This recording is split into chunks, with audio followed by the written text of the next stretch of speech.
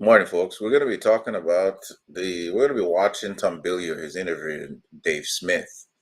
And if you know Tom Bilyeu, he's one of those really successful, pragmatic, smart thinking gentlemen that I've been listening to him for years. I've also met him in person. Really, really interesting guy. I like his takes, his professional, his personal. And if you haven't subscribed to his channel, go ahead and do so. This particular interview, he's interviewing Dave Smith, and we're gonna see what they've got to say in this episode. So let's watch. Tough issues is always a lot of fun. So thanks for taking the time. Well, thank you. I appreciate it. And like I told you before, it's a bad comment on the state of affairs when I'm the one making sense, but I do appreciate that. That's hilarious. Let me ask, when you were talking to Tucker Carlson, you said that you were terrified for the future of our nation. What exactly are you worried about? Well, I mean, I got two little kids, so that's what really makes me scared. If I was still like single and childless, I think I'd be much more just like, oh, this is a fun ride. Let's see where this ends. But I don't feel that way. Now that I'm just an old nervous dad. Look, I mean, there's a mix of a lot of things, I guess. That's a that's a very relatable feeling as a parent. I didn't know this when I was younger, but once you become a parent, there's this paranoia that seeps in uh, of, of protection. The need to protect your family, you need to protect your kids, and when you hear instability or wars and rumors of war or economic instability, it's unsettling, and I can relate to that. All seem to be kind of happening at once. So you have first off the financial cliff that we're rapidly driving off is pretty terrifying. It's not just the $35 trillion in debt or the fact that that interest on the debt is now overtaking the budget. But when you really start to get into like the derivatives and how much actual debt there is, how the dollar being the world reserve currency has kind of been propping up this whole thing, and that if those dollars, if forget even those dollars being returned, but if we can't just continue to export pieces of paper, how much our whole economic system is built off of that is scary. But then at the same time, you also have this kind of like really intense cultural divide. I think that cultural and race and sex relations and things like this are just simply much worse in this country than they have been in my life. And I'm 40. In my life, I think they're certainly at their worst. And then on top of that, as if all of that wasn't enough, you have these constant this kind of open flirtation by the ruling class with some type of like real creepy technological neo-fascism. I mean, the stuff about like a central bank digital currency and all of this kind of like you will own nothing and be happy, and that like the worst of the clips that come out of like WEF forums, which I understand aren't exactly guaranteed to be the law of the land anytime soon, but it's still enough to be kind of creeped out by that. All of this happening with the rise of AI and how advanced the kind of the spying apparatus of the federal government has become. With all of that, I think there's more than a little bit to be concerned about. Oh, and I didn't mention World War III. Yeah, that one. How real do you think that is? Like, are we actually flirting with World War III, or is that just the sort of skull and bones that we're meant to avoid? Now, that's a really legit question because you hear a lot about these threats of World War III. There's a lot of saber rattling, but I don't understand what's actually true and what's not true. The masses are constantly bombarded with propaganda. It's hard to tell what's truth, and it's only going to get worse in an era of artificial intelligence taking over. I know, just watching what Google released yesterday with the this virtual identity that you can create. You can create these these figures. It's crazy what's coming. So it's hard to tell what's true and what's not true when it comes to these saber rattling. Void. Well, there's was Jason Stapleton was a very bright guy. He once said, and I really liked that. He said, never bet all your chips on the end of the world, because you're only going to be right once, and when you are, it won't matter. So I'm not saying, that that we're going to be in a world war. Hopefully we're not. I am, and I'm somebody who kind of focuses on the corruption of the ruling class for, a lot more of my life than the average person does. But I have been absolutely stunned by the recklessness of the policy of the Biden administration since the war in Ukraine broke out. Like there seems to be no considering of the possibility that, like, we are risking so much for such an unspecified goal, victory, whatever that means exactly, for Ukraine. And the fact that even over the last couple months now, I mean, there's been more and more signals, I guess, for more than just a couple months, these signals that the regime in DC will support Ukraine striking inside of Russia, and then even supporting as the war moves inside of Russia's borders. And this is simply unlike anything, even in the Cold War. And if you know your Cold War history, like, we actually came pretty close to nuclear war on a couple of occasions. And it was only through communications at the highest levels that we were able to avoid that. And these days they openly brag that they're not communicating at all. And so I think it's so crazy to be involved in a proxy war on Russia's border. And no, I'm not saying we're going to all die in a nuclear war, but the fact that we would even tolerate upping the risk of that for no strategic advantage whatsoever has been pretty wild to say. And I think the other thing to mention is the silence from the other powers in the rest of the world. It's like the U.S. is on one here, the U.S. and NATO. Now I recognize how big NATO alliance is and how formidable an opponent that is to Russia and the rest of the world. It's like, why is everyone else silenced? If World War III is going to spell the demise of the larger cross section of the modern world like we know it, there seems to be there should be an outrage. The UN should be constantly meeting every day, trying to resolve this conflict. But there seems to be silence, and that's the part that I just don't understand. But and then that's come down to, okay, maybe we're in this bubble, this media bubble here in the West, where we're constantly being told that, here, look at this risk that's happening, and look at this, what's going on.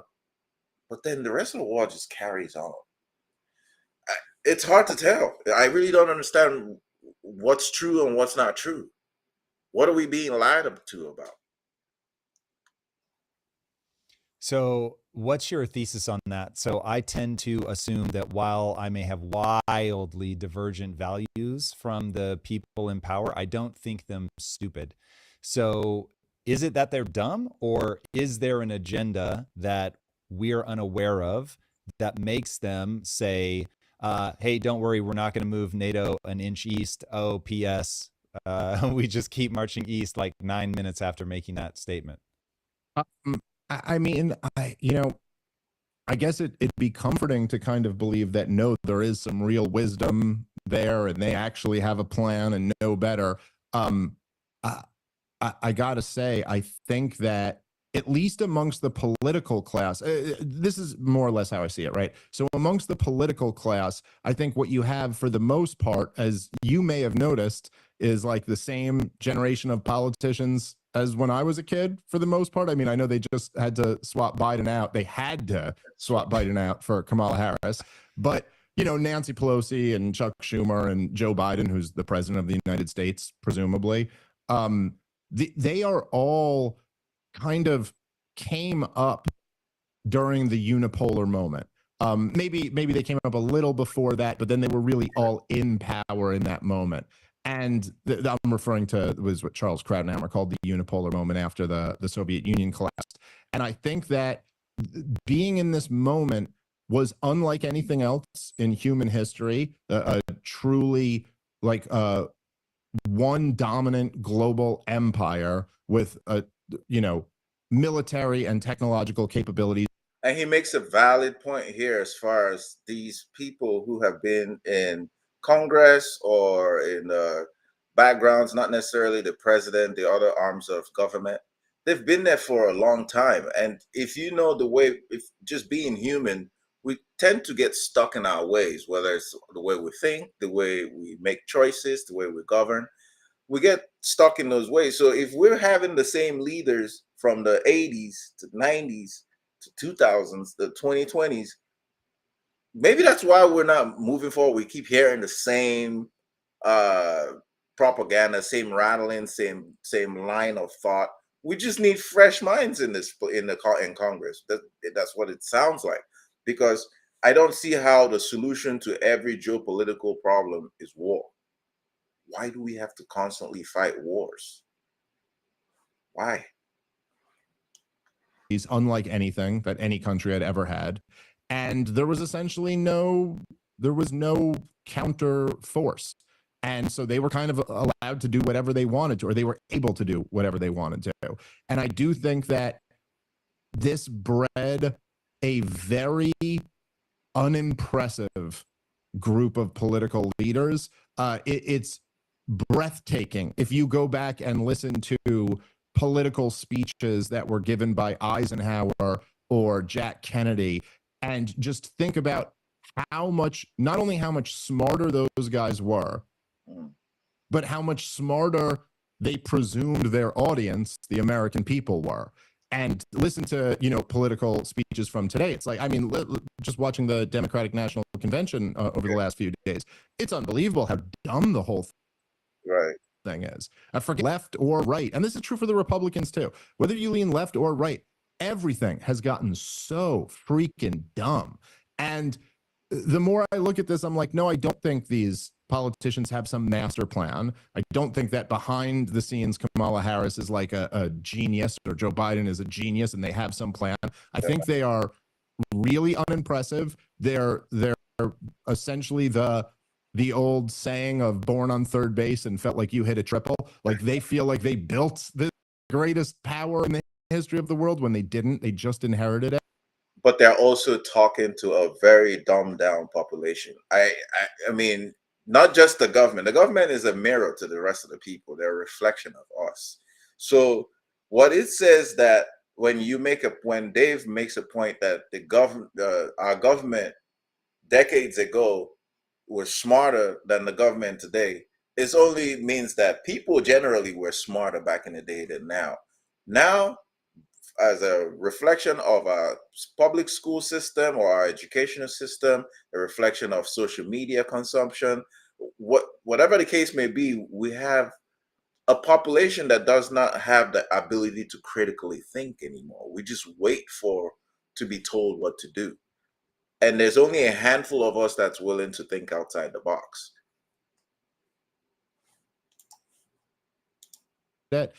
And then who you have who's really pulling the strings are essentially big business interests, and they are very smart, but they're very smart and motivated at making money.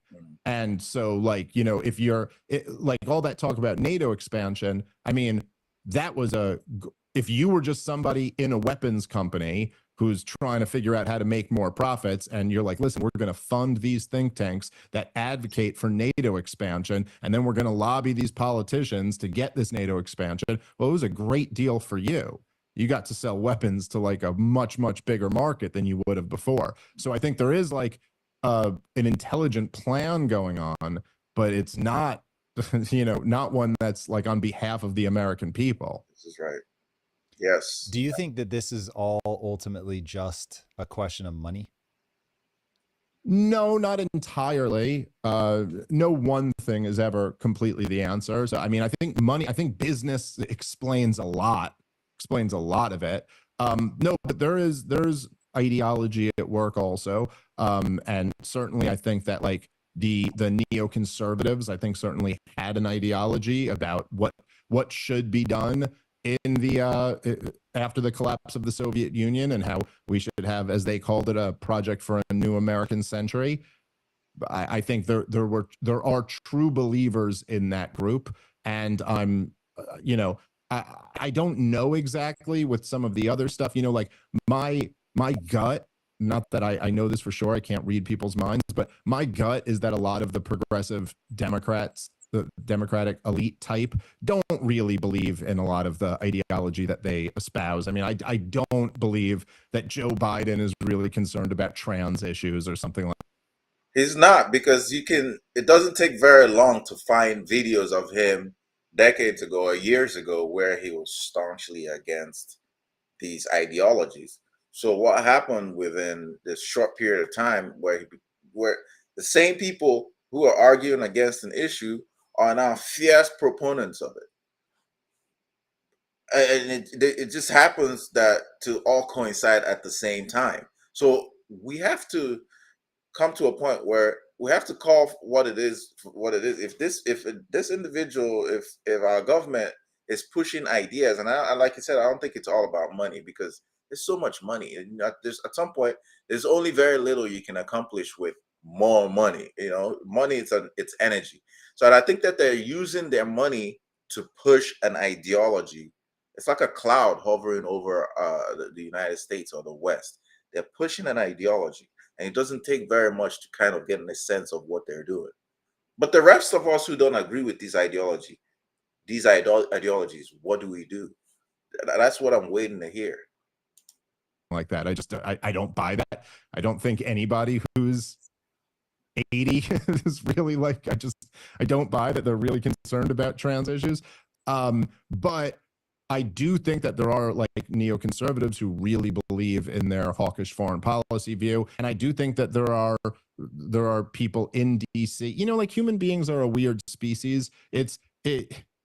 If all of your incentives dictate that you believe something, most of the times human beings aren't just going, ha ha ha ha, I'll be evil and act out my incentives, even though I know they're wrong. We have a tremendous capacity to like convince ourselves that the thing that's good for us is actually the correct move. So I'm sure there are some people in DC who really believe in like, some peace through strength, or we got to go, confront Iran or something like that. I'm sure there were people who really believed that if we toppled Saddam Hussein, democracy would sweep the region. And people can convince themselves of all types of nonsense. I have a theory that it'll be interesting to hear what you think. So I think that when you view this all through the lens of power, like the will to power, like Nietzsche's will to power, it all starts making sense. When you look at it through the lens of money, it actually makes less sense. There's clearly money involved, but I think money through the lens of, again, the will to power, that somebody can use that money to be in control, that makes sense. So what it looks like to me, even when I look at Russia, is I'm old enough to remember the height of the Cold War. I remember one of my neighbors asking me if I thought we were all going to die from a nuclear blast. I was a kid perfectly timed for the movie Red Dawn, where it isn't specifically Russia, but that's obviously what it's meant to be. They just paratrooper in, take over a town. I used to have a recurring nightmare about Red Dawn actually happening. And so I think when I play out the following scenario, a lot of things make sense. You have the old guard still in control. They lived through all of that. They knew what that was. It felt like an unbelievably jubilant moment when we tore down the Berlin Wall, the Soviet Union collapses. It just felt like, man, this is America. Really, the ideal of freedom and capitalism has won over communism and tyranny. This is a fantastic moment, unipolar. Let's make the most of being the only power. And we are the good guys. And so let's go do what good guys do and bring democracy to the rest of the world. Now, where that starts to read is like, okay, this is really just the cover story for my will to power. That gets cloudy. Like you said, some people probably convince themselves of it. Other people may be purely cynical. It almost doesn't matter. It's, okay, we won. We are now going to use our influence. We clearly will pitch it as benevolent. And then it becomes a question of, okay, if that's what we're doing and this is the old war and now we're pushing NATO up closer to Russia, if we're having PTSD essentially of when there really was parity between us and Russia economically, I get why they want to keep Russia weak. Somehow, some way, they don't realize that when you topple a regime, it seems almost universally that something worse comes into power. But when I run that thought experiment, everything I see clicks into place. Do you think there's anything missing in that assessment? Before he goes into that, the unipolar world we've tried it. It worked. It was very effective in launching the United States into this era of abundance, of technological advancements, of success, and whatever metric you want to look at. But every good thing comes to an end. I think that we've come to a point where the rest of the world want a stake in the pie, and so that you're seeing this rise in multipolar um, powers stepping up and improving the lives of their own citizens.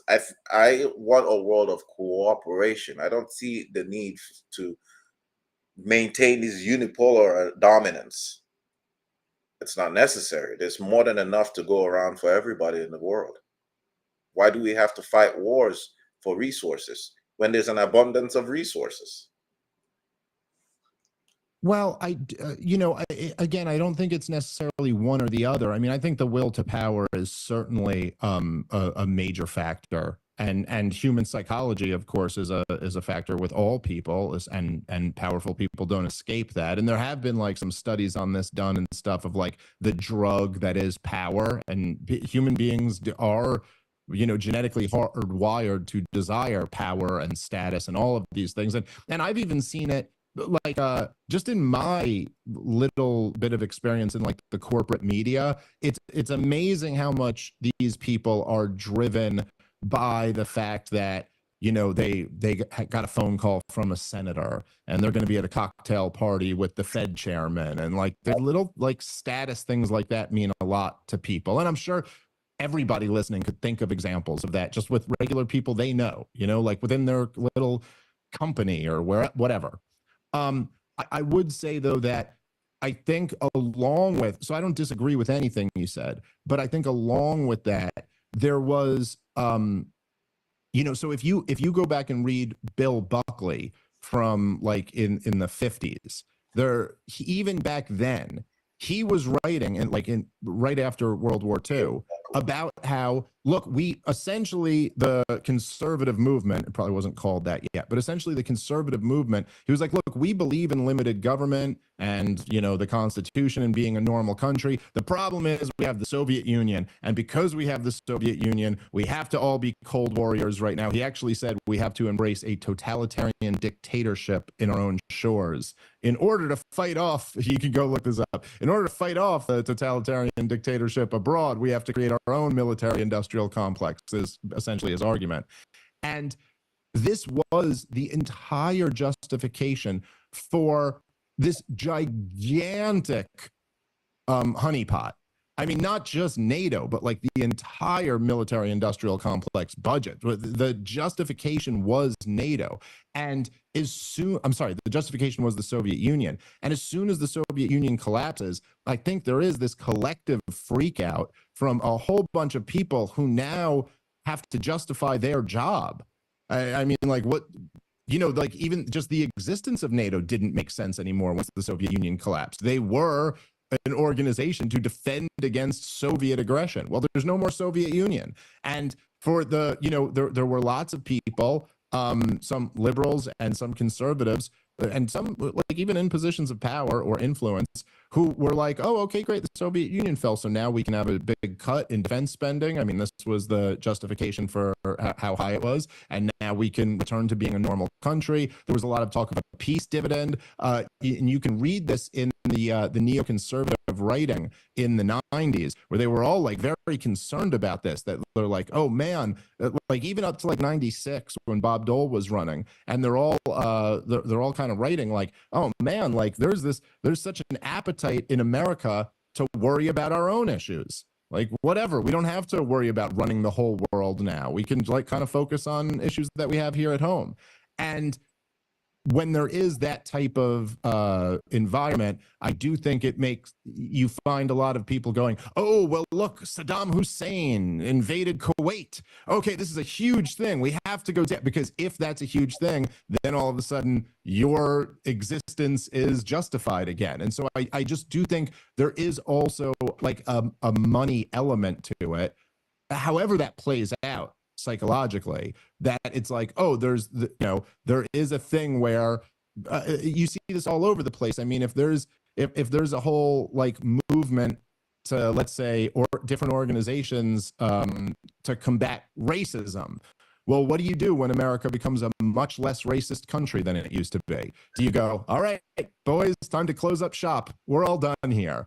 Or do you just turn up the hysteria and go, well, we found 5 more incidences of racism, even though they all turn out to be hoaxes or exaggerated or something like that? And so I think that's kind of what happened with the military industrial complex, with NATO, with all of this. It's like their reason for existing disappeared. And then they were like, well, we got to replace that with something else. And much like with the racism stuff, the less of it that there organically is, the more you have to embellish and the crazier you have to become. Because this is interesting. So this is a symptom of a larger issue of a bloated government, of laws that need to fall off the books, or just there's always this thing that I hear, that once you get a contract, a government contract, and you do everything right, you can have that contract for life.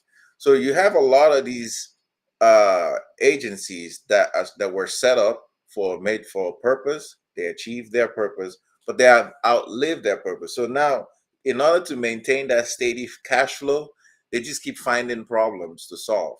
They're creating problems that didn't exist so that they can stay in business. You see that in the pharmaceutical industry. You see that, just about in every branch of government. And this is where I support people like Vivek, or who have suggested ideas that, the solution might be to just like trim the fat, similar to what Elon did when he bought Twitter. He trimmed the fat. He got rid of a lot of employees that were not adding any more value to the company, and built a lean machine. And look at where they are today. So maybe that's what we need to do with the government. I know Elon has proposed the idea of a Department of Efficiency for the government, which, the acronym Doge, which I found to be cool.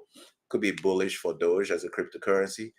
But we badly need that in government, when you go to the DMV, the level of just stalemate, just dealing with the government in general, there's just no movement, because there are people who sit in these positions and they're not doing anything. They just want to collect their checks. So I think that's what Dave's talking about here. Because you have to, it's like, oh, so this NASCAR guy got a noose hung in his driveway. Wait, that doesn't seem plausible. It's like, well, I don't know. We got to find something, because no one's really fighting about this stuff. And so I think a lot of that is what happened after the fall of the Soviet Union. That's very interesting. A lot of confluence. I want to go back to what you were saying about Bill Buckley. There's something interesting there. The impulse to rule the world is something. By the way, Bill Buckley, according to Wikipedia, his Wikipedia page, is an author and political commentator. He was born in 1925, died in 2008. He's written books like God and Man at Yale, Up from Liberalism, McCarthy and His Enemies, Finding, in Search of Anti-Semitism. I'm gonna check him out. I've never read any of his texts, but sounds like he's an interesting fellow. Thing that I find myself constantly wanting to push back on people who I think trust themselves too much. What do you make of the impulse that, and I never know what name to give this, the elites, the anointed class, whatever. We need a better name for the sort of psychological organizing principle that they all fall under, but it's the sense of the nanny state. There are some people that are smart. This is what I think is their operating system. There are some people that are smart. There are some people that are dumb. We are the smart people. We have to protect the dumb people. There's certainly an amount of arrogance there. It isn't just we want to help. It's we're superior and I don't want to have to deal with your dumb ideas. So shh, little boy, be quiet and just do as you're told. But what do you make of the fact that these incredibly intelligent people can say we need a dictatorship on our own shores? Well, it was to be clear, not a dictatorship, but he said a totalitarian bureaucracy was his term. So, but so much better. I mean, honestly, with Bill Buckley, I mean, the guy did work for the CIA, and then supposedly left, and then came out and said this stuff. So I'm certainly open to the possibility that that was just a CIA operation to like keep the whole thing going. In terms of broad, like to your broader question, yeah, I mean, I think this is kind of why the Lord of the Rings was such a a brilliant example of this, is that it's like, it's even for people who really want to destroy the ring of power, it's tough once you get a hold of it. I mean, once you get a hold of it, I mean, come on, like, I mean, if you could remake the world in your image, wouldn't your image be better than, than anyone else's? And it's very easy to rationalize that away and to go, well, if I don't do this, someone else is going to do it and they'll do it much worse. I mean, I hear that rationalization constantly when defending the American empire, that it's like, well, I mean, hey, if we didn't do it, China would do it. So therefore, whatever, it's better. It's got to be better with us than with them. And, it's very easy to feel that way. And it's very rare. This is why George Washington is like, revered, because it's very rare when there are people who and Washington had a lot of flaws, but he could have been a king and he chose not to be. And that in itself is so rare that people are like, whoa, that's incredible. The idea that someone would have turned down power that they could have had.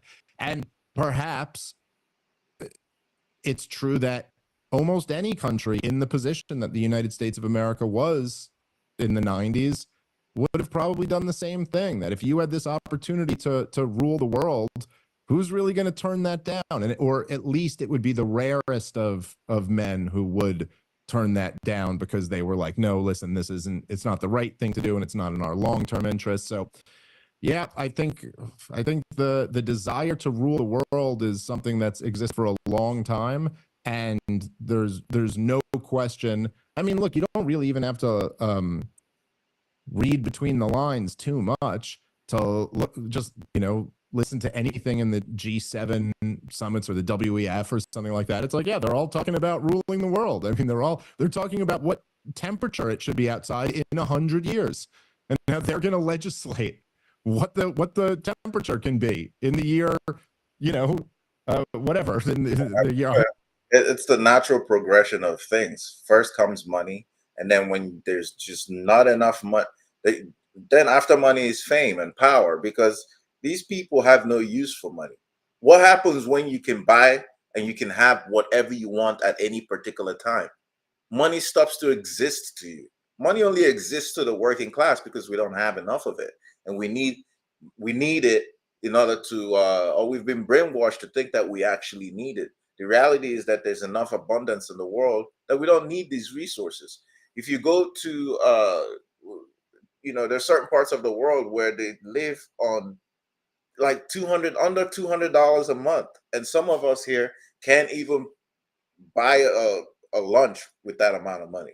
So at some point, money stops to exist, and if you're in the ruling class, the elite class, where they've had money for a very long time, they want to set the tone, because the rest of us, to them, we're just sheep, we're just puppet, we're numbers to them. So they can decide whether they want to get rid of us or they want us around. And I think that's what it is. It's just a human quality. It's part of what makes us human. There's a group of us who are narcissists that want to take over the entire thing. That's natural. You can see that in your family members. It's normal. But what do we do with these people? Because there's only a handful of them. They're not that many. But the rest of us, when we come together and we decide, look, we want to live in peace, we want to live in a state of abundance, and we want to cooperate with our neighbors, I think we can make that happen. It's not going to be an easy fight, because these guys, they have all the resources in the world, these people who are in charge. And I don't think there are elected officials. There are elected officials are just puppets based on what we're watching. I don't have concrete evidence. I don't have, I can't say for sure, for certain, but everything points in that direction. 100 years from now, whatever. And so it's pretty, I mean, they're talking about global regulations. I mean, what is this? Rules for the entire world to follow. It's clearly they're animating, like the animating characteristic there is a desire for global domination. There is a revolution happening in All right, nutrition. It lets you eat like a fitness model, save time. We don't need to watch commercials right about now. Anyway, just so you know, we are watching Tom Bilyeu interview Dave Smith. He's a comedian, he's a TV personality, he has his own podcast. And we're talking about the state of affairs in the world. What's actually going on in the world. Because it just seems like things are going wrong. But when has things never gone wrong in the world? When have we ever lived in a state of peace? I think that whether you read through history, when you read through history, this has always been normal. We go through a state of peace, and then there's war. There's always war.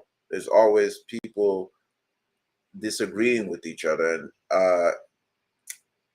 I like to focus on what gives me power, what gives me strength, rather than what takes away power from me.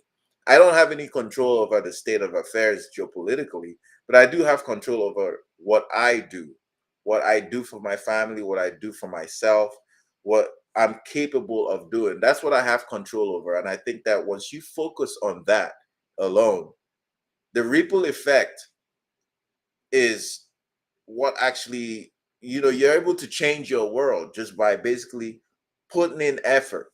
It's like when you sow a seed, you're trying to grow this plant, and you water the seed, you nurture it, you put it in the right environment, and you watch it grow.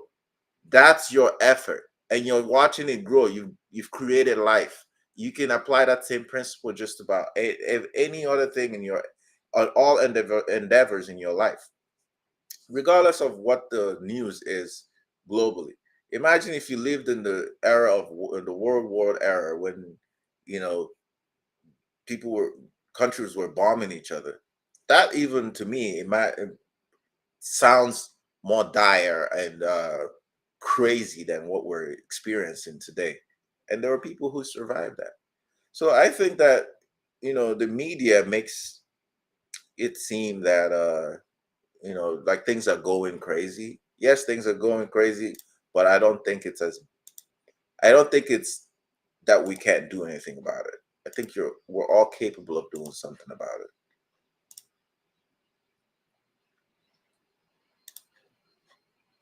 Sorry. I lost the audio on this thing.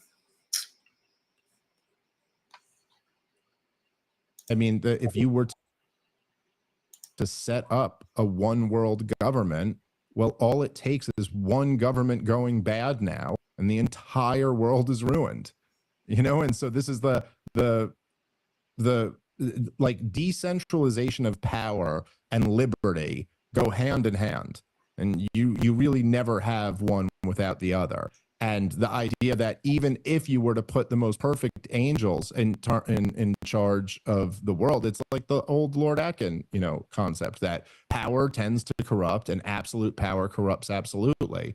And so the idea that any group of men are capable of ruling the world and not being corrupted is at best highly unlikely, at worst completely impossible. And in the event that they are corrupted, if you have one world government, then you're in the nightmare scenario, which is that everybody lives under a totalitarian regime. All right. So during the Cold War, when we actually had two opposing forces, it did not feel safe. In fact, I would say it certainly for Americans, it has felt way safer in a unipolar moment. But I've heard you say that unipolarity is the problem. Is that only true because there are so many people that are not Americans, or is the unipolar moment actually bad for Americans ourselves? Well, I think it's very bad for the American people, broadly speaking. It's probably been very good for Washington, D.C. and for, giant corporations citizens who are connected to Washington, D.C. And I think there is some truth to the fact that there was a danger, the danger of nuclear war was higher in the Cold War than immediately after the Soviet Union fell. I think now, because of these awful policies and backing Ukraine, we've brought that risk back. So that's not good. The thing is that what the unipolar moment allowed was for America to go on a type of global adventurism that they would not have been able to get away with beforehand. There's a reason why we didn't do anything like the terror wars before the Soviet Union collapsed, because there was a counterweight to us. There was a counterbalance to some degree.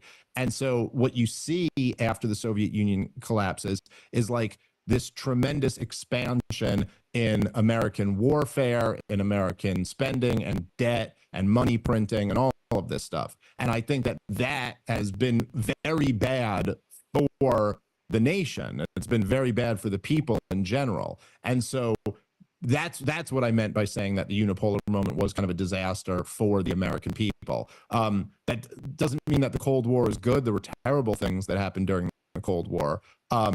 But if you just look at, say, like in a 20-year period, roughly speaking, a little more than 20 years, the fact that America's fought a war in Afghanistan, in Iraq, in Libya, in Syria, in Somalia, in Yemen, and in Niger, and Pakistan with the drone bomb campaigns. I mean, there simply just wasn't anything quite like that during the Cold War, even with Vietnam and the war in Korea and stuff like that. It wasn't like just war in a 20-year period with this many people dying and this much money wasted and this much of a region of the world totally destabilized.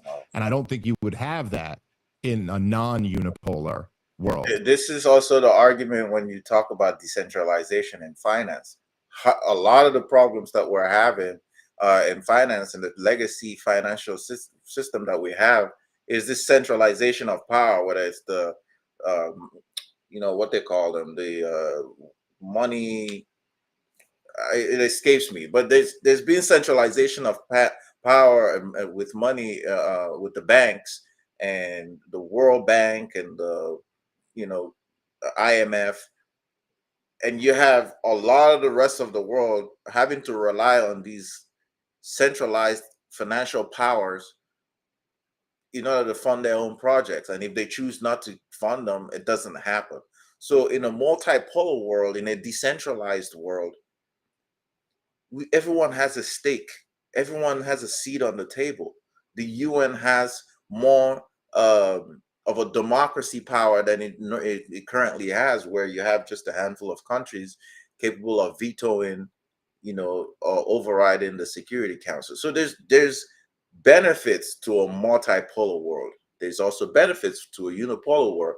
But I think in an era of social media where we're more connected globally than we've ever been, it's just not feasible to have a unipolar world. It's just not going to work. There's too many people in this country from so many other backgrounds and so many countries that you can't. They want a seat on the table. They don't want to be oppressed anymore. We have these wars that continue decade after decade. It's because you don't have other people, other powerful countries being able to voice their concerns and have it heard. So that, I think, has been the real disaster of all of this. And how do you see us getting out of the unipolar moment? Obviously, for us, there will be a potential economic defeat that goes hand in hand with that. So if it's bad for us, but the solution is potentially worse than the disease, what do we do about that? Well, I mean, the way we actually are getting out of it is that we are, kind of spending ourselves into debt while pissing off a lot of the rest of the world. And now they're starting to ally with each other. So that's what's actually playing out. This is probably the least responsible way to end the unipolar moment. But I guess what I would just say is, like, kind of the message of optimism in all of this is that what that moment allowed America to become. And it's not just that moment. I mean, there's several other major factors. Nixon taking us off the gold standard is a huge one that we're now. We were also like perfectly positioned. It was like 20 years after we went off the gold standard, the Soviet Union collapses. So now not only are we the world empire, but we also have this fiat currency machine where we can just print up as much money as we want to. Really nothing to kind of check government excess. But I don't think. And I want to argue that we didn't benefit anything from it. Okay, so we're capable of printing so much money, meaning creating a whole bunch of counterfeit dollars and pumping it into the system. But the average American did not benefit from it. Within the past 4 years, we created so much wealth for the country, but most of us are living poor, living paycheck to paycheck, can't afford healthcare, can't afford to even buy a house. So what are we gaining from this? If all the money that's created and the resources that are created are just going to a small handful of people, it's not beneficial for us. We need an alternative. Whether it works or it doesn't work doesn't matter. It clearly doesn't work. We need to try something else. I think, like I think that both logically we can kind of deduce this from the best economic thinkers, and also just empirically you can look at the 20th and even the 21st century and kind of see that like what actually creates wealth is free markets, cooperation, voluntary trade. And what the government class is parasitic in nature. They take from productive people by force or by the threat of force, and they redistribute that money to people who aren't producing. And I'm not saying I'm not even thinking like these lazy bums on welfare. I'm thinking like these billionaires on welfare. Right. But yeah, this is another thing where they pit the workforce, the working class, against poor people. Most of us in the working class are okay with safety nets. I think that in a wealthy society, there should be safety nets because some of us might need that safety net as well. It's not the poor people who are taking advantage of it. I don't consider them as useless or not deserving of it. If they can't do it, then that's why we work. That's what the tax dollars are for. What we're against, what most of us are against, is this waste, this squandering, fighting wars, and killing people with the money. That's not. A lot of us are not okay with that. It doesn't. It won't. It doesn't mean that we should cut spending on resources that we need. Education has collapsed. Healthcare does not exist for most of us. A lot of us can't buy a house. We're watching our food prices go through the roof, and we can't even eat healthy food out here. We're not benefiting. The idea that like drastic cuts in government spending or something like that, or like a drastic reduction in the power of Washington, D.C. over the rest of the world, I don't think that would really hurt Americans. I mean, obviously the transition might be a bit wild, and that's never the best thing. But ultimately, I think that on the other side of that is that the American empire is a weight on the back of the American taxpayer. And so ultimately, I think that if that were to be greatly reduced, there would be a huge improvement in the liberty and the prosperity of regular people in this country, which is, I think, what we should all care about a lot more than, those poor weapons manufacturers. All right. So when you lay out that vision for what we're doing now that's taking us in the wrong direction, I don't see a way to reverse that pain and suffering. So do you see any way for us to get out of our debt spiral, get out of our addiction to spending money we don't have by printing, to not need the wars to keep GDP pumped sky high so that we can justify the amount of money that we're pumping into the system? Do you see a realistic way to reverse that? Or, because this is how it feels to me, I am watching something that plays out in a really predictable debt cycle that Ray Dalio tracks. And I don't want to be defeatist, but it does feel a bit like the emoji where you sit back with your popcorn and you just watch what unfolds, because I don't see a way to pump the brakes. Yeah, I mean, I certainly get your point, and I have that feeling at times as well. I think like one of the things that really keeps me encouraged is that all of this stuff, like all, as with all government authoritarian policies, all relies on propaganda. It's very important to the powers that be that they are able to propagandize their citizenry and convince them of things that are not true to be true in order to justify whatever the government policy is.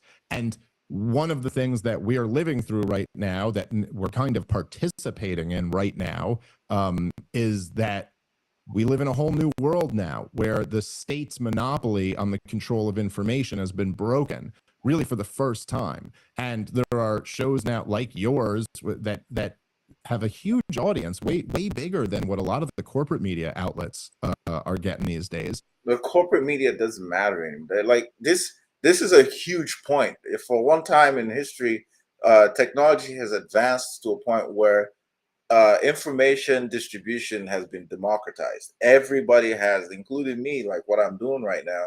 We have an outlet to speak, so we don't have to rely on the government-sponsored media to feed us this information. And it's just like they're doing what they're supposed to do. They have to constantly sell their vision and sell their ideas. That's what a company does. This is what the U.S. government is run like a company, and the media arms are their PR team. They promote those visions. So, but the rest of us who may not, because we live in a democracy, we have to speak out against ideas that don't favor us. And technology has made it easy. So if you're out there and you feel like, I don't like what's going on, I want to speak, yeah, you can hop on camera just like I'm doing and say what you want to say. We have freedom of speech. It's a pillar of our rights in this country, is to speak your ideas. Yes, it's under attack, but it's not been stripped away from you, so you can still use your right to speech and say what you want to say. And I think that's where we get to reclaim that power that's been eroded from the general population, where what we want to see in society can only happen when we all unite and speak it into reality. And that the propaganda can totally be challenged. This is something that's just very different than in the past. And so that gives me a lot of optimism. As far as the actual system, look, related to my first point, people are so much more aware of how corrupt the system is now than they've ever been before. Right. People are so much more aware of the deep state and the dishonesty of the corporate media and how much wars are started based off lies, to the point that everything is almost questioned now, and that leads to other problems. But I think in total, the positives outweigh the negatives. And so how does this unsustainable thing get unraveled? I don't know exactly, but I would say that there's, using the example of the Soviet Union, I mean, there was a big, powerful government that controlled half of Europe and chunks of the rest of the world, and the whole thing was gone. And not too many experts predicted 10, 15 years before the collapse of the Soviet Union that it would be gone by the early 90s. And so it is, I think that the future always holds, I wouldn't say unlimited possibilities, but certainly many more possibilities than any of us are smart enough to foresee. And that I don't think it's that crazy that you would have some type of radical transformation in the United States of America. I mean, we've already had a radical transformation in this country just in the last 30 years. This is a much different country than what I grew up in the 90s. And I think that we're living through some pretty incredible times. There's a massive awakening and realignment happening right now. And so I like to stay optimistic. There's a massive awakening happening, and there's also a massive, sleeping and cloaking of veiling of a vision for a lot of people. So while there's a whole group of people who are like getting becoming more sheep, there's a lot of people who are like, I see now, I see what's going on. This is all lies. I want the truth. And we're all in pursuit of the truth. Hence, you're seeing an influx of audience to all these diversified sources of information because people are in search of the truth. It's true now that a lot more people are aware that, hey, this thing's not working out. We need to try something else. And they're looking for the truth. But then there's other people who are like, let's just do whatever they say we should do and just continue in that one direction. And like the example Dave is talking about with the Soviet Union, they didn't even see it collapsing with 10 years prior. So this problem that we're complaining about, it can be solved. It can. It's not the end of the world. Optimistic that we could see something like a radical decentralization of power in this country, and something that could make it a much better, freer place. Okay, interesting. I definitely want to hear about the decentralization, what you mean about that. I know a little bit about your background as a libertarian. But first, I want to address what I'll consider the elephant in the room. So if you're most worried about World War III, the thing I'm most worried about is that the debt cycle that we're in is as close to inevitable as you're going to get. And I forget the exact percentage, but it's like 84% of the time it ends in war. Because for people that aren't paying attention a lot to economics, the debt cycle works something like this. Usually you just had a war, and because you just had a war, all the debt is wiped off the table, and everybody starts over, the table's turned over, and people start building up from scratch. Now, people don't have a lot, but they also don't have a lot of debt. And so now you get into this accumulation phase, and it becomes the party time, and people start bringing on debt. They discover that they can print money, especially if you're the reserve currency like we are, where you can literally spread your losses internationally through inflation. You're just adding money to the money supply. We don't have to get super deep on that right now, but you keep building up that debt bubble. You keep bringing on debt, both personally, at the governmental level, at the corporate level, and it gets to the point where we are right now, where even just servicing the interest on the debt becomes next to impossible. So you are in a situation where you have two options before you. You can hyperinflate your currency, because to make good on your debts, you will have to. You literally, even if you taxed everybody at 100%, you would not be able to meet your obligations. So you either have to hyperinflate the currency, or you have. Why do they do it? So instead of looking for alternatives to improve productivity, they just keep cranking up the taxes. And the one on the Democratic side that's running for president is proposing more tax hikes. If this is not a real solution to produce revenue, why do they keep doing it? It's clear that it's a power grab. It's meant to keep you occupied and suffering and oppressed. You know, why do they keep increasing taxes if it's not effective as a source of revenue? Where are the new ideas?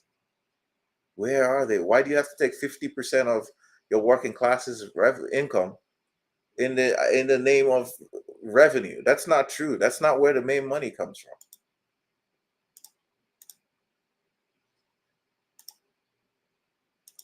The default. And the only option that you have out of those, historically speaking, is war. And so it can be a revolution, or it can be a World War I, II, III. And when I look at the numbers that America is putting up on the board, I'm like, you have an inevitability that you have to deal with. So when I hear an idea like, hey, we decentralize this, I don't know yet if I love that idea or hate it. I'll have to hear more about it. But we have to deal with the debt. Like, there must be a debt jubilee in here somehow. And so you'll hear people say that maybe the closest thing to the debt jubilee is going to be AI, that AI and robotics, they basically are like an untapped continent that we suddenly discover, hey, and it's effectively free labor. It's complicated as to why that would work, but it would work. But barring that, I don't see a happy path out of this. What do you see? Yeah. Okay. So first, I would just point out that look in 1971, as I mentioned, Richard Nixon getting us off the gold standard. That was a default. I mean, that's they painted it in a different way, but that's 100% what that was. Is that we had said, hey, world. Here, that was the Bretton Woods Agreement, right? Was that will be the world reserve. You can peg your currency to the dollar, and you can redeem your dollar anytime you want. $35 an ounce for an ounce of gold. And then when the French wanted to come redeem it, Nixon was like, no, we're not giving it to you. We don't have it. It was a big, giant default. They just spun it as like the French are trying to undermine dollar stability or something like that. But it was like, yeah, but this was the deal that they were allowed to do it. And anyway, so we certainly, I'd say that a couple of things on that. Number one, I think default is the best answer. So I think you're essentially right that you either have default or you have hyperinflation, default or inflation. And at this point, with the level of debt we have, it would be hyperinflation. Default is not all sunshine and roses, but it's a lot better than hyperinflation. And it's a lot better than starting a war to get yourself out of it. The thing that does encourage me a little bit is that, oftentimes you'll hear the political class talk about how divided we are. And that's certainly true. But they talk about how awful it is that we're so divided. Whoever their candidate is always supposed to be a uniter. They also talk about the problems with fake news and all of this stuff. And I think there's an admission of truth that's buried underneath there, which is that it would be really, really hard for them to recreate, say, 2002. In 2002, for people who are old enough to remember, as I am, there was a steady war beat, a steady war drums beat for the war in Iraq. We didn't invade till 2003, but all of 2002 was spent laying the groundwork so that you would have to be crazy to not know that Saddam Hussein had nuclear weapons and he was in on 9/11 and he's about to pass these nuclear weapons off. He's about to pass the weapons he doesn't have off to the terrorists he's not really friends with, and they're going to nuke Kansas. This is just a matter of time. Literally, the vice president, Dick Cheney, says, just a matter of time. It's not a matter of if, it's a matter of when. And they got large enough levels of support for the war in Iraq that they were able to pull it off. And back then, the New York Times was selling it.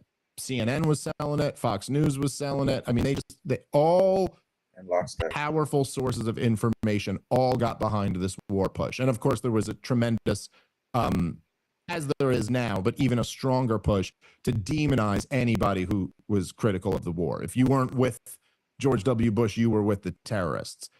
They could not pull anything like that off today. And I think that's why they're so upset that we're not unified. Because when the time comes, if you really want to sell a war, what you're going to need is a massive propaganda campaign, and you're going to need to get at least a large enough percentage of your population behind your war that you. I don't agree that they're not able to sell it. They are actively doing it right now, whether it's with the Ukraine war or the situation in Gaza and Israel, whether it's the Yemen, Syria, or name it. There's propaganda happening, and there's a huge segment of our population that have bought into it. Maybe most of us have not. There's a lot less of us there's a lot more of us that don't buy into it now because we have other sources of information, which they've also demonized and called misinformation. So it's actively happening. The same strategies from years ago is still at play. What do we do? What is the solution here? That's what I'm waiting to hear. Feel comfortable enacting the policy.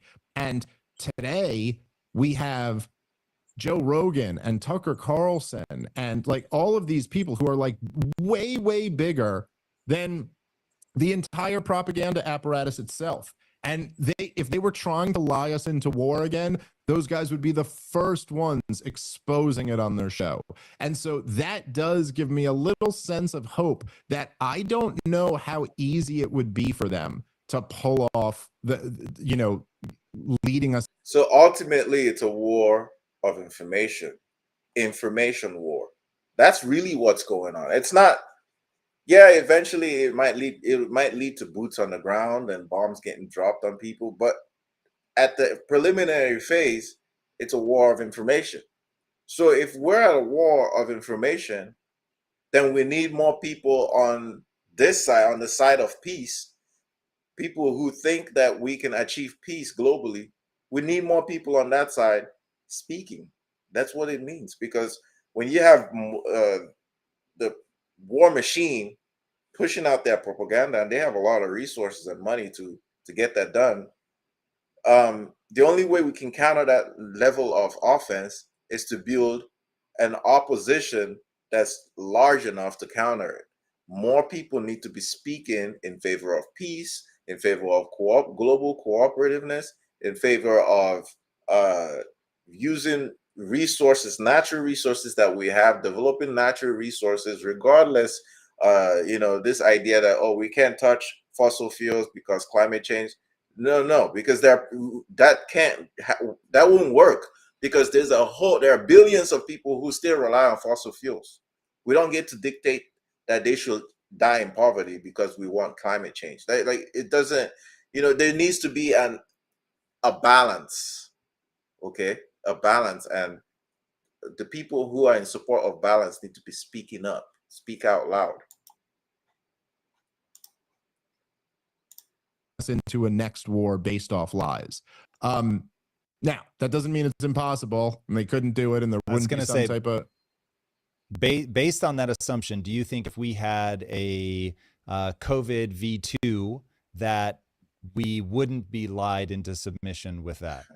I think it would be much harder to do it again than it was the first time. They tried to float out another round of lockdowns like kind of late into COVID, and it was just like thoroughly, they do these things where they put out like trial balloons, there'll be like articles about like, well, Joe Biden is considering a national vaccine passport. And then like everybody's up in arms and they're like, no, we weren't going to do that. No problem. Like they're always testing the waters.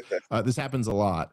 And I think that, again, it's not that it's impossible, but it would be much, much harder to do COVID again than it was the first time, because a not insignificant percentage of the population now recognizes that they were duped, and now also doesn't trust any of the people who sold that to them. So I think it's not impossible, but it would certainly be a lot harder. Okay, so if we were going to get across this chasm somehow, we unwind the debt in some way that hopefully isn't wildly traumatic. Talk to me about, what does decentralized power look like? I'm assuming your answer will come from a libertarian framework. So if you can give me the rubric by which you're coming to the conclusion of why this is better, I would love to understand. Dave Smith is libertarian. Yeah, sure. Well, I mean, I think it's very consistent with kind of the founding documents of the United States of America, and with like the base. I think we do need to understand what does it even mean to be libertarian.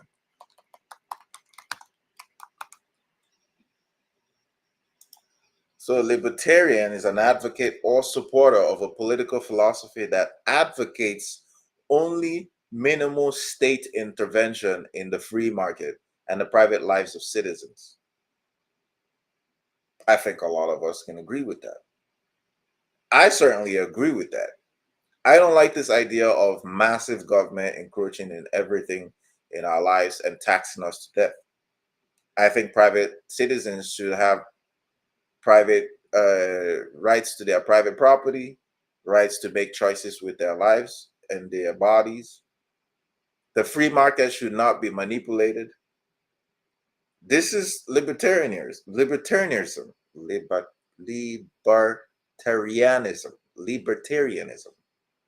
That's what it means.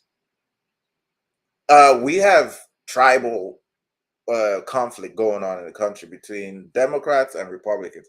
I know when we look at third world countries or developing countries, and they talk about tribalism in other places, it's kind of like those people need to be civilized. No, we do the same thing here too, but it's, we have fancy names and symbols and colors for them. There's the Democrats and the Republicans, but we're tribal. We're divided on ideas, and there's a very thin line keeping us from clashing with each other. So we need more ideas. We need libertarians to have a seat at the table. We need conservatives, liberals, and whatever faction. We need more voices at the table. Basic premise being that man ought to be free and that government is an instrument of force. And if government is to exist, its only legitimate function is the protection of liberty. Decentralization, it could be on a spectrum. I mean, it could mean secession and a national divorce of some sort in the most extreme form, but it also could just mean strong federalism, something that is still enshrined in the Constitution, but we do not have at all anymore in this country. But there's I think there's a thing, some lawyer told me this once, but they said that on the bar, if there's a multiple choice and the answer is the 10th Amendment, they say that's always wrong. Like, you never pick the 10th Amendment if that's the answer, because that's just never how things actually work. But we do have an amendment to the Constitution that says, hey, like, anything not expressly given to the federal government here doesn't belong to them then. That's for the states and for the people. And I think that particularly when you have such strong cultural divisions in the country, that you're going to be like, the idea that, okay, we're going to have an election every 4 years, and then whoever wins rules over you. So if my team wins, then, whatever, it's rural Alabama rules over Portland, or Portland rules over rural Alabama. Well, that makes no sense on any level, and that's certainly not a recipe for liberty. And so what's much better is to just accept that, hey, there are many different cultures in this country, and that they should not get to impose their wills on others. It's really, if you think about it, right, the same, it's just the logical conclusion of what I was saying before in opposing one world government. I mean, if you're not for one world government and you go, well, no, we have to have more competition, well, then why shouldn't we just have a little bit more and a little bit more? And ultimately, I think that the more kind of decentralized power is, the more likely you are to have a free, prosperous society. It's not a coincidence that the United States of America was such a successful country, and the model that it was started off of was being these United States. Like, they're all together in a union, but there's all of these different little states that all have their own constitutions. And I think particularly today, as you've seen over the 20th century, but really drastically in the 21st century, a lot of the problems we're facing are the centralization of power in Washington, D.C. And I have to also add to the fact that, the point he made about states having their own powers, but they're all part of the union. It's such I think that's what sets the United States apart from the rest of the world. It's an amazing project. It's a project where we recognize that we're diverse, and this, how we succeed is by empowering our diversity, not creating this dominating idea where everybody else has to supplicate to. Okay, if I don't like liberalism in California, I can go to Florida and live in a conservative state. That's important. That matters, and we have to go back to empowering our states, and if the federal government can't broker peace on any particular topic, then let the states handle it, and then we'll see which one succeeds. Like the Department of Education, I heard Trump propose the idea of giving the states power, moving the Department of Education to the states.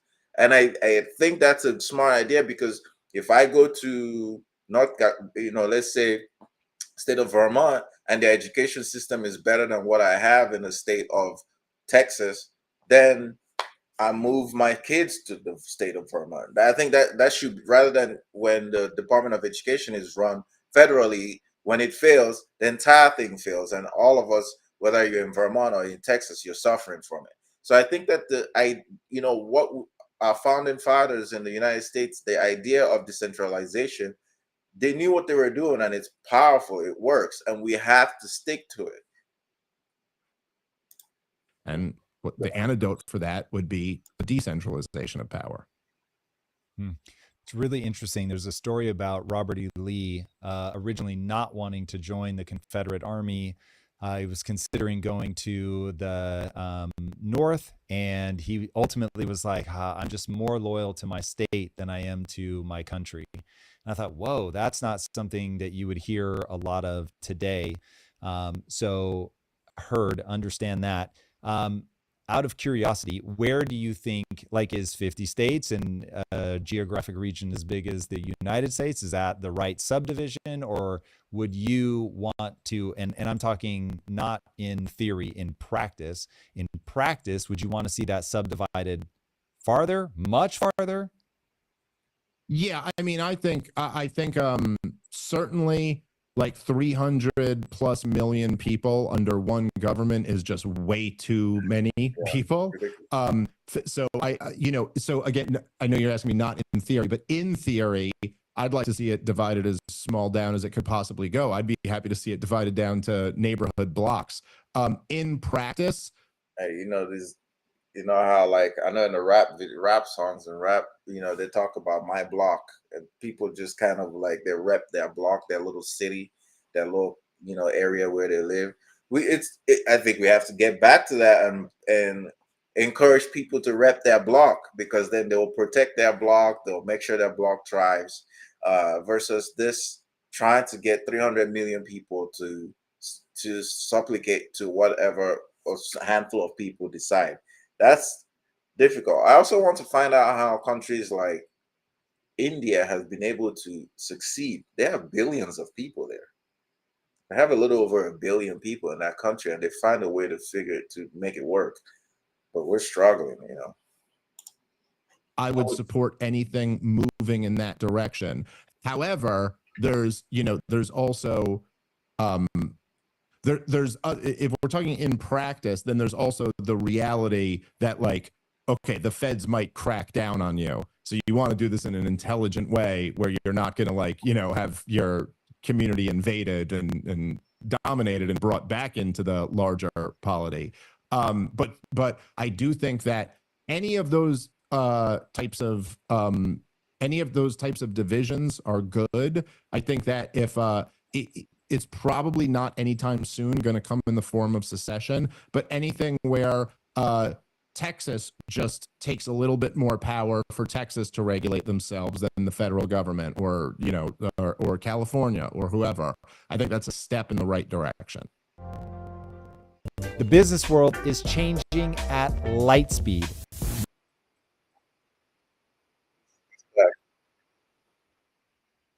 This is really good stuff. I want to tell you, I'm liking where this interview is going so far. I like what Dave said is. We have to restore power to the states and push the idea. They already have power. It never got stripped. But the federal government has gotten too big, and decentralization is the solution. Just like decentralized finance is threatening traditional finance with Wall Street and manipulation of the market. I think same has to happen with the government. We have to be okay with decentralizing healthcare, decentralizing power. I'm talking about electricity, decentralizing money, decentralizing everything. When you decentralize, monopoly is the problem. I remember when I lived in Texas years ago, and they voted to I forgot how it was described. They voted to monopolize utilities, where it went from multiple companies, and then one company was in charge of all of it. It caused problems, because the moment we had a hurricane and all the power was knocked out, we went weeks without electricity, because the one company that was in charge couldn't keep up. this is what we're talking about with decentralization. It's actually the solution. Big government is not the solution.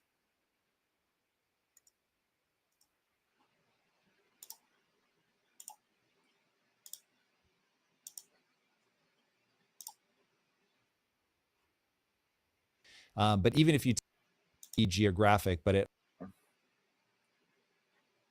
hyper fragments, like you were saying, down into the neighborhood. That's what this book contemplates. It's a fiction book, but it did give me a sci-fi glimpse into what a hyper decentralized world would look like. And if I'm honest, it seemed just unbearably burdensome to have to worry about what's legal and not legal a block away from you. And so even if you're just like walking to a mall, which doesn't happen to be on your block, you might have to pass through 3 different, block states.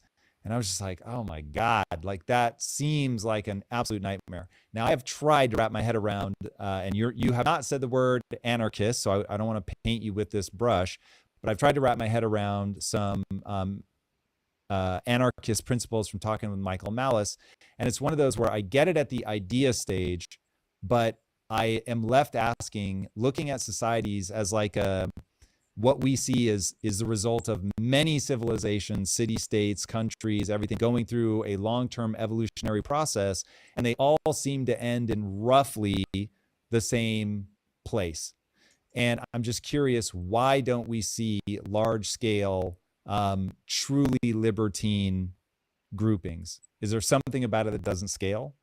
Well, I mean, okay, so just at the end there, I mean, I wouldn't be arguing for libertine groupings much as just for libertarian groupings, which there is an Sorry, important is there a distinction difference? there. Yeah. I mean, libertine usually comes with a connotation of more like free love and that type of stuff. But so I would say this. So first, Michael Malice, a very good friend of mine, and I do essentially agree with him that I think that the ultimate goal should be a voluntary society. And if you think about how essentially your interactions with everybody in your life, every type of business interaction and every business relationship, every personal relationship you have in your life, down to the very, very complex ones, are all completely voluntary, except for your relationship with criminals and the government. Criminals and the government are the only relationships that you'll ever have in your life where it is literally at the threat of violence you are forced to do something. You're going to do something because they will throw you in jail if you don't do it. They will ruin your life if you don't do it. They will shut down your business if you don't do it. And then, of course, if you happen to be unfortunate enough to interact with like criminals and they pull out a gun and say, "Give me your wallet," that's also, a relationship predicated on force. Everything else is voluntary. This podcast right now we have is a voluntary reaction. Your people reached out to my people and we set it up. We're across the United States of America right now. There's also a voluntary relationship with our internet providers, with the people who we bought our microphones and computers and all of this stuff, with all of this. And it's pretty complex. And there really does not seem to be any obvious reason to me why. But I mean, we all certainly recognize that our relationships with criminals are unnecessary, and the goal should be to have as little of them as possible. And it's not self-evident to me why, but the government must be this monopoly of force, and that all the services, like all of these incredibly complex services, from like whatever I don't even know what half of the technology I have in front of me is here, because other people who I trust told me what to buy and I bought it and they set it up for me. But there's a lot of complexities to all of this, yet the services of, say, an elementary school and a road and your defense agency, that has to be based off a violent monopoly, but all of these other services can be done voluntarily. So I think that it's an artificial distinction without a real justification for those services being delivered in that way. And then on top of that, I would say that, look, you could certainly write a novel about how scary and I haven't read that book, so I'm not like commenting directly on it, but you could write a story about how scary and awful and burdensome it would be to have like a different, like every little neighborhood having their own government. I could also write you a pretty scary novel about what it would be like to live under a government, and and history has lots of pretty scary examples of living under governments and how bad they can get. I would say that we live, so let's say, in the United States of America. Obviously, this is under the umbrella of the federal government, but there are different laws across every state has lots of different laws. I'm not tremendously worried about that as I travel from state to state. It would not make sense for it to be designed in a way that you were like in a ton of trouble just for entering New Jersey, but then when you got back into New York, everything was okay. And I don't think there's much reason to believe that if there were, instead of 50 states, let's just start with going to 150 states, that problem would get much worse. Right now, we can go through the United States of America and it's pretty well accepted. You know what I mean? Like that, you're kind of allowed to do the similar type thing that you're allowed to do. And then for other issues, there might be some questions like, am I allowed to, make a right on red here or whatever? But I think that even traveling between different nations has become largely more of a hassle in the last 50 years than it ever was previously. And that's been because of the centralization of power and the growths of those governments, making it more difficult to leave and come in. So I just think that both in theory and in terms of like, the practical reality, you're going to be better off with more decentralization. Now, that doesn't mean that there's no scenario in which anarchy could be bad or decentralization could be bad, but I think that the likelihood of it going bad is way lower than the likelihood of centralized power going bad, which has happened a lot more often. I certainly agree that centralized power can and will go bad. There's no doubt about that. What I'm trying to figure out is libertarianism the worst of the systems except for everything else? The worst system except for everything else, or is democracy the worst system except for everything else? Because when I look at history is a John Mearsheimer stamped parade of realpolitik, and you don't have to read many books about the Mongols before you realize, oh dear Lord, there are people that will come through your village and they will rape and kill and just take everything from you. And so thinking of this as an evolutionary inevitability, it seems like we are always going to end with centralized power where we make the trade-off for, I'm going to give up a ton of freedom in exchange for security. And once I make that trade, that slowly over time, the government ossifies, it takes too much, you end up in the debt cycle, which we've already talked about. Like that feels like what I know about humans, that is the inevitable loop that we will always live in. And so it makes libertarianism, anarchism to me feel like a thought experiment that, yeah, if I could program out some of the human tendency where a typically strong guy with just sociopathic tendencies, he's going to come take your shit. And all of a sudden you're going to be like, well, I don't want that to happen again. And we find ourselves back here. Well, okay, so I probably would have agreed with you before guns were widely available. But I do think that changes that equation entirely. And once you've got something like the United States of America, where you have, even with these large centralized governments, even with them, you have something, I don't know if anyone exactly knows, something like 400 million guns in the country. If you could imagine, if we're talking about libertarianism or even anarchy here, if you could imagine abolishing all gun laws tomorrow, you're going to have a lot more guns out on the street. And this makes self-defense much more of a tenable idea, like much more of like, oh, it's not that there would be these communities who are entirely vulnerable to a bigger, stronger guy coming in and taking all their stuff. They would actually be able to defend themselves. In terms of like, look, do things inevitably lead to centralized power and to giant, powerful governments? Look, there's a strong argument to look around and say, well, hey, that's the situation we're in now. But I'm a little hesitant to just buy into these inevitability arguments. I mean, again, I used the Soviet Union as an example before, where it certainly seemed inevitable that the Soviet Union would exist forever, and that it wasn't.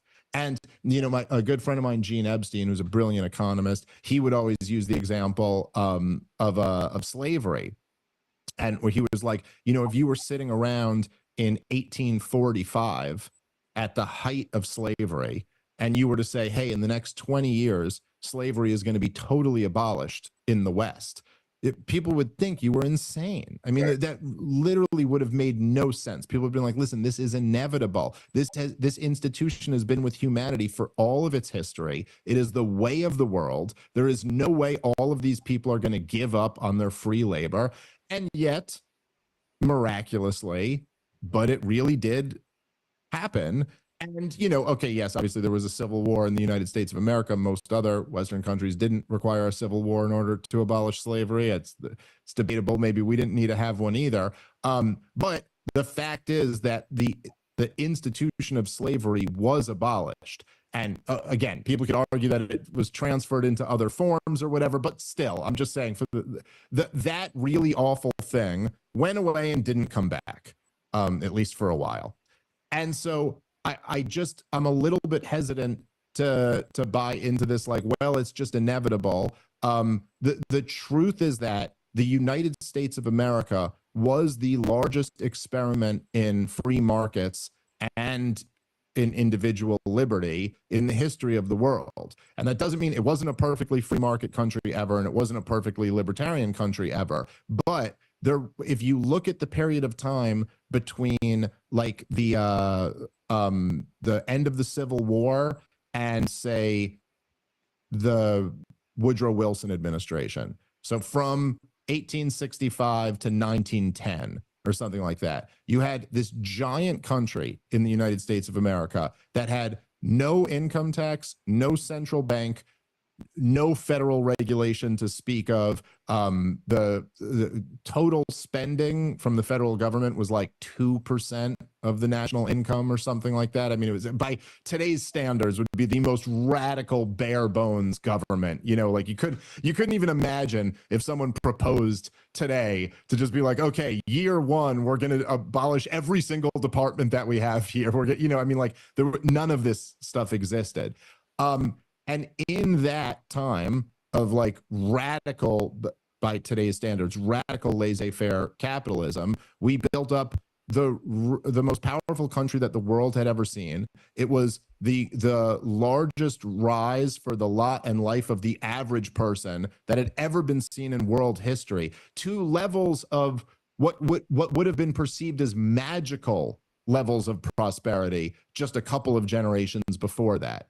And so, look, it's very hard. The primary reason I think it's very hard to get from here to there is that there's so much concentrated power who benefit off the status quo, and they would lose their power if they were to, if we were to embrace libertarianism. But it's just it's like it's kind of been done before. We have way more technological advances at our disposal now than we did then, and I think nothing's inevitable. And so it's worth continuing to try to push for that. I agree that nothing is inevitable, that things are actually, I don't agree that nothing is inevitable. I do agree that you should approach the world as if nothing is inevitable. But I also agree that looking at history, it's going to offer you something, because you have tens of thousands of years of these tests being run, and you can see, at least for recorded history, roughly what they look like. And I don't see societies going libertarian at scale. Again, maybe it works when you're small, but there's a question to be asked and answered, which is why do people tend to form larger and larger societies? Now, again, I'm not. When it's homogenous, it's easy. When you have a small country in Europe, Eastern Europe, or in Southeast Asia, it's easier for them to galvanize around an idea. But we're a nation of 300 million people of diverse backgrounds. There's a lot of inbuilt fear and vulnerability that comes with that, that that makes people want to supplicate to a centralized power or order or leader. So that's why libertarianism is not going to be, we can't all adopt in the United States. We can't all adopt libertarianism. You're going to have diverse ideas, but it's okay to have diverse ideas. We just need to compromise and have everyone have a seat at the table and a functioning democracy. I'm not even saying that's good, but here's my thinking on why this happens. So to me, when I look at society, it is the answer to the question of what do weak men want? For two reasons. One, they either want to choose to be weak so they can focus on something else. So they don't want to have to develop their physical prowess to be a Spartan, to constantly think of being ready for war. So I won't even use weak as a pejorative. They just don't want to spend their time doing that, right? Like I don't consider myself war ready. So there are other things I want to do. And the other would be to specialize, right? So I want to specialize, but that means that I need to be in a larger group so other people can do their specialization, and hopefully I can get really, really niche and do something that I really enjoy. So we just see that over and over and over. Okay, so maybe not inevitable, but it's certainly something that we see people forming into. So now to, I guess, really make this concrete, and I actually don't know how you're going to answer this question. So this is a very, very sincere question. If you look at something like Israel, Gaza, and what's going on there, if I were to go and pull the Palestinians aside and be like, all right, here's what you have to do. You've got to band together. You've got to have one vision. You've got to get everybody on the same team. You guys have to decide what you're going to do, whether it's war or peace. Like this has to be a really galvanized energy and effort. It is not going to be a bunch of like hyper fragmented groups that they're going to have a way harder time. I'm going to want to give them one narrative, some mythology that pulls them together, a single aim, something that we can build towards, metrics that we can count. And so all of those are centralizing forces. And that's one. I'd be very curious if you think a libertarian approach there would be more effective. So, okay, so it's an interesting question. I would just say that there's, and this is some point that Frederick Bastiat made in his work, but there, I just want to be careful to not kind of conflate society and the state or groups of people and the government, because there is a major difference there. And so I do think essentially that you are right, that we bind ourselves together in groups so that we can specialize and so that we can be more prosperous. I mean, that's a big part of how prosperity happens, is that you stop, you become more and more specialized, and then you trade with other people who specialize. And obviously, like, if we just go to like way back to the state of nature, if you have to hunt your own food and build your own furniture and knit your own clothes, you're doing everything not very well. And it's taking a lot of time to get it all done. But if you're just like an awesome hunter and somebody else is really awesome at knitting clothes, it's much more beneficial for you guys to trade. That type of like kind of coming together is heavily incentivized because it makes you all more prosperous and can be done voluntarily. But in terms of like the government being much more powerful, that isn't something that I think this is something that people have a tendency to look back on. Murray Rothbard is like a really brilliant historian and economist. He wrote a lot about this, but people it's like we tend to tell ourselves stories. And one of the stories will often be that if something was one way before and then it became this way, we go, well, we all decided to make it this way. And that's kind of the way the story is told. You can particularly see this when progressives argue about why we have a regulatory state, or why we have an EPA, or why we have all of this. They'll kind of tell you stories, like they'll be like, well, we used to not have one, and then it was a disaster, and so now we have one because we know it was a disaster without one. But if you actually look at the actual history of almost any of these things, it's not 100% true, but it's like 99.9% true. If you look at how a government regulation came to be. It is almost never the case that all of the people stood up and just demanded that the government come in and regulate this bad businessman who is doing something bad to them. What it is almost every single time is that special interests from within that sector lobbied the government in order to get them into the business of regulating that sector, usually to make it harder for their competition or to give them some type of competitive advantage. It's not. And that is far from what a free market is. When you have a small specialized interest with a lot of resources influencing government at the detriment of the larger population, that's not a free market. And this is what we've been suffering in this country. It cuts across all segments of society, whether it's in politics, in finance, in healthcare. There's just a handful of people who lobby the government and force them to make laws against us. And then the bad part about it is that these laws don't expire; they just stay in the books forever, and they keep making more and more. Elon has once famously said something like, "At some point, everything will become illegal if we keep creating laws and these laws don't expire or they don't become outdated. Then everything will become illegal. That's why we're at a stalemate." You go to China and they can build an entire building in less than a week. Here, we can't get anything built. There's there's a shortage in supply of homes in California, and you can't build anything. Not the case that, like, whatever, the all types of different examples you can look at this throughout history. And so I would be careful from telling the story that in any way we decided to have a more centralized government or something like that. That wasn't a decision made from the people. And there's really fascinating history about this. But believe me, John D. Rockefeller and J.P. Morgan did a lot more deciding about having strong centralized government than like the American people at some point just deciding that they wanted that. And obviously it's a little more complicated than that. Like, people were propagandized. There were groups of people who were calling for more government. But really, in terms of what actually moved the needle in these cases, it's like, but as you know today, what Goldman Sachs wants the government to do, believe it or not, has a little bit more influence like what me or you might want the government to do. As far as, talking about the situation in Gaza, I do get your point. Yeah, in many ways, it would be better if we could get everybody on the same page, at least in terms of strategy, to just be like, hey, listen, okay, I know you want to resist. Here's the smart way to resist. Like, the way you're resisting is not helping you guys at all. So maybe this way would be a lot smarter. There's a fair point to that. I would just say that is that achievable at all?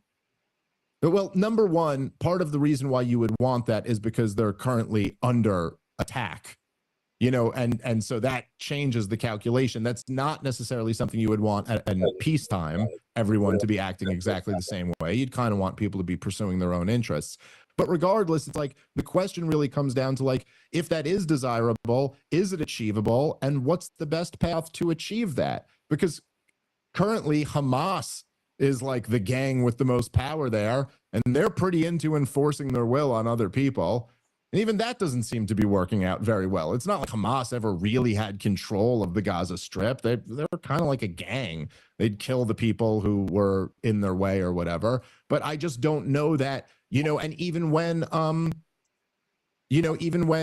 Palestinians were trying to play ball more, it was never, but you'd have some who wanted to negotiate. You'd have some who wanted to fire off rockets. And, I don't know whether it's possible at all to kind of get everyone to buy into one strategy, but I don't see any evidence that forcing them to do it is going to work better.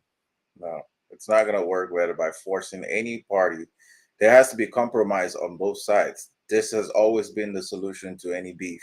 When you have two people or multiple parties at conflict, you bring them to the table and you negotiate a peace treaty. But what you're having here is just one side dominating the other and imposing their will.